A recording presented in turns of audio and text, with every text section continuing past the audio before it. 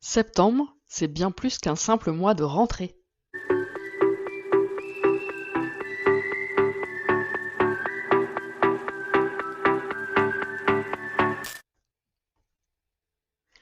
Bonjour à tous et bienvenue dans l'Humanidée. Ici Maglight. Aujourd'hui, j'inaugure une nouvelle chronique nommée Étincelle intérieure qui a pour thématique le développement personnel. Septembre, mois de rentrée. La rentrée est déjà un petit peu passée, mais toujours temps d'en parler. Aujourd'hui, on va parler de votre rentrée, pas celle des enfants. On en parlera dans un épisode suivant. Celle qui vous fait peut-être déjà serrer les dents en pensant à la to-do list interminable, au réveil précoce et à cette petite voix qui vous dit « Comment vais-je tout gérer ?» Mais et si cette année vous abordiez septembre différemment? Et si cette rentrée n'était pas une corvée mais une chance? Une chance de réinventer vos routines, de prioriser ce qui compte vraiment et de vous offrir un nouveau départ. Dans notre dernier épisode, nous parlions de s'offrir du temps pour soi, à travers 4 étapes pour déconnecter et se reconnecter à soi. Aujourd'hui, on va voir comment appliquer ces principes à la rentrée, pour en faire une période épanouissante. Parce que oui, septembre peut être l'occasion d'un renouveau, à condition de s'y préparer avec bienveillance. Alors, prête à transformer cette rentrée en une aventure sereine? C'est parti!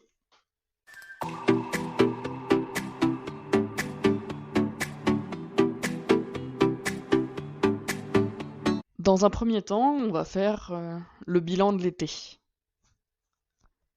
Et pour cela, commençons par un exercice simple et efficace.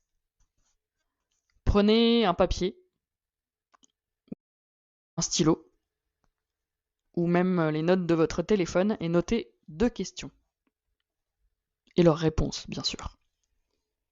Qu'est-ce qui m'a nourri cet été? Que ce soit un moment, une activité, une personne. Peu importe, l'important c'est ce qui vous a fait du bien.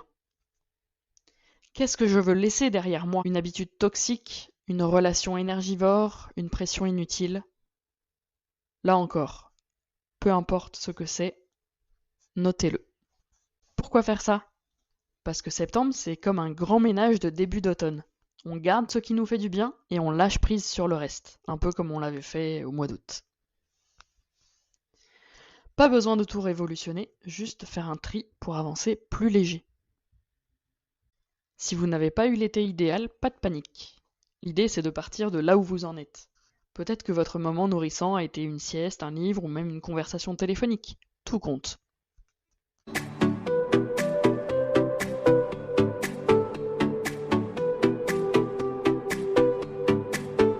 Maintenant, passons aux routines. Mais attention, on ne parle pas ici de ces listes interminables qui vous donnent envie de fuir, vous font stresser, paniquer en un instant, rien que d'y penser. Non, ici on parle de micro-habitudes, des petits pas qui font une énorme différence. Les routines sont des garde-fous, pas des cages. Quand on parle de routine, beaucoup d'entre nous imaginent un emploi du temps rigide, une prison auto-imposée où chaque minute est planifiée, où l'on se sent étouffé par des règles arbitraires. Mais en réalité, une routine bien conçue, c'est comme un garde-fou sur un chemin de montagne. Sans garde-fou, on risque de glisser, de se perdre ou de tomber dans le chaos, le stress, l'oubli, l'épuisement. Avec un garde-fou, on avance en sécurité. On peut même regarder le paysage, autrement dit profiter de la vie, sans crainte de perdre l'équilibre. Le but n'est pas de vous enfermer, mais de vous libérer. Libérer du temps, de l'énergie mentale, de la culpabilité. Une routine, c'est un cadre rassurant qui vous permet de vous concentrer sur l'essentiel, vous et vos projets, vos proches, sans avoir à réinventer votre journée chaque matin. Je vais ici évoquer 3 routines à adapter selon vos besoins.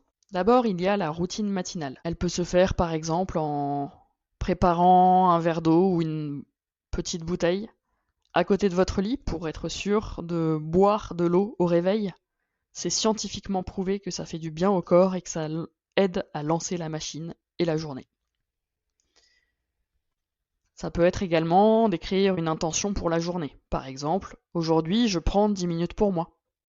De même, le matin, pour vous aider à être plus rapidement efficace, vous pouvez préparer vos affaires, vos vêtements ou vos documents, tout ce qui vous est utile pour la journée, la veille. Comme ça vous évite de stresser, de perdre du temps à chercher et de vous stresser dès le matin. Il y a plein d'autres possibilités en routine matinale.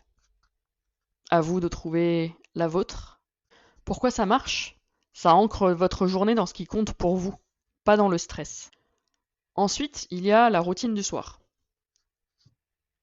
Cela peut être noter 3 choses positives de la journée, aussi petites soient-elles, comme j'ai bu mon café tranquille, j'ai eu mon train à l'heure, quelqu'un m'a souri dans la rue ou au travail. Ça peut être aussi utiliser une bougie pour marquer le début de votre temps calme du soir. Arrêtez de consulter les écrans une demi-heure ou 1 heure avant de se coucher, ou encore laisser votre téléphone et tous les écrans hors de votre chambre. Là encore, d'autres routines existent et sont possibles. Pourquoi avoir une routine du soir fonctionne? Parce que ça rééquilibre votre cerveau en fin de journée et ça optimise l'apaisement favorable à l'endormissement et un sommeil de qualité. Ensuite, il y a la routine hebdomadaire. C'est un temps que vous bloquez dans votre agenda comme rendez-vous non négociable. Ça peut être une balade en nature le dimanche, un moment en famille, un temps entre amis.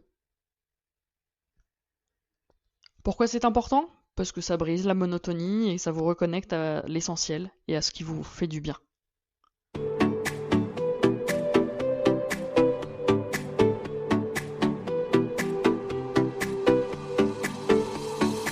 Vous avez maintenant 3 routines clés en poche, mais on le sait tous, la théorie c'est bien, la pratique c'est une autre paire de manches.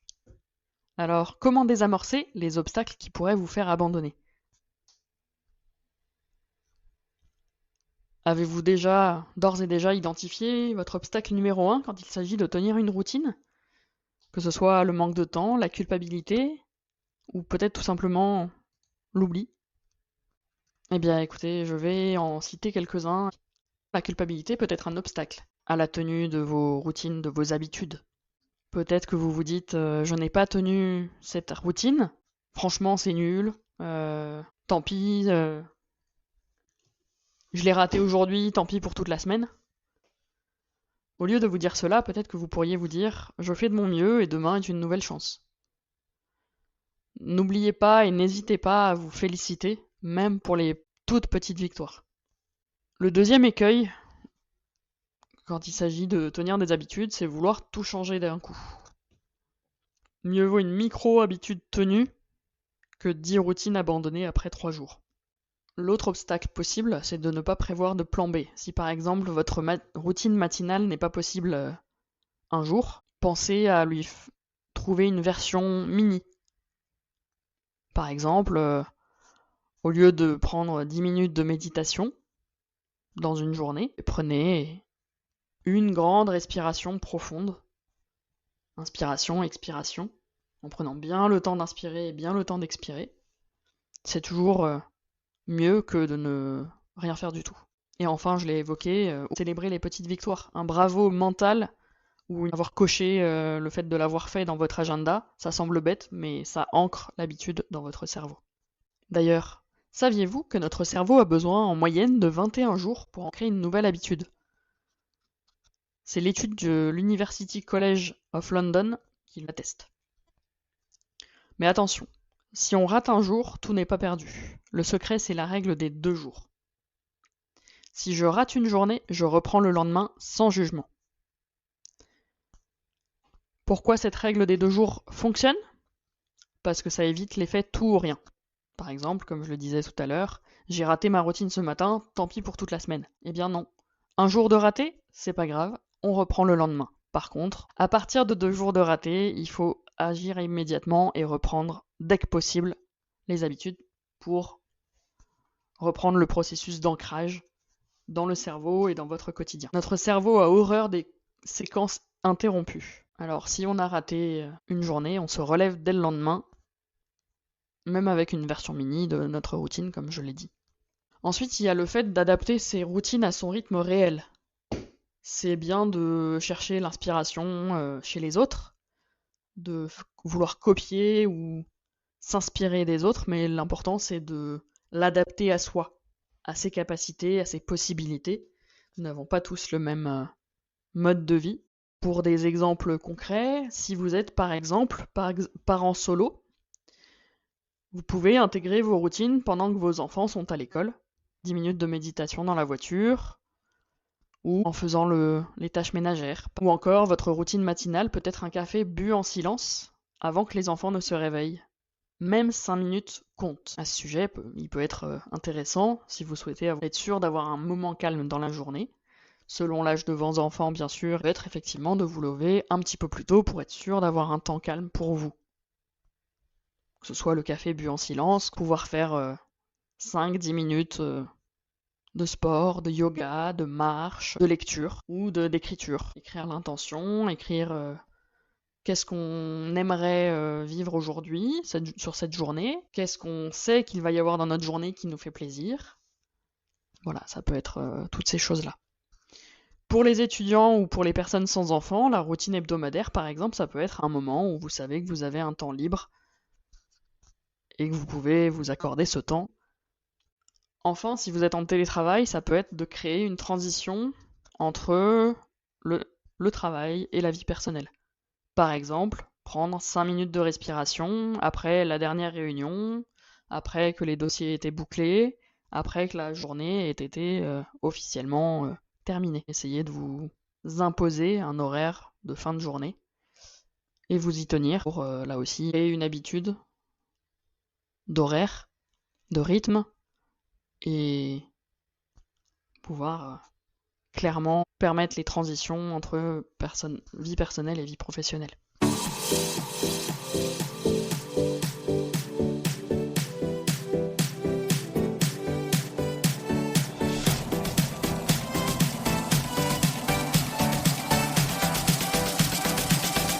Pour résumer, imaginez votre rentrée comme un jardin.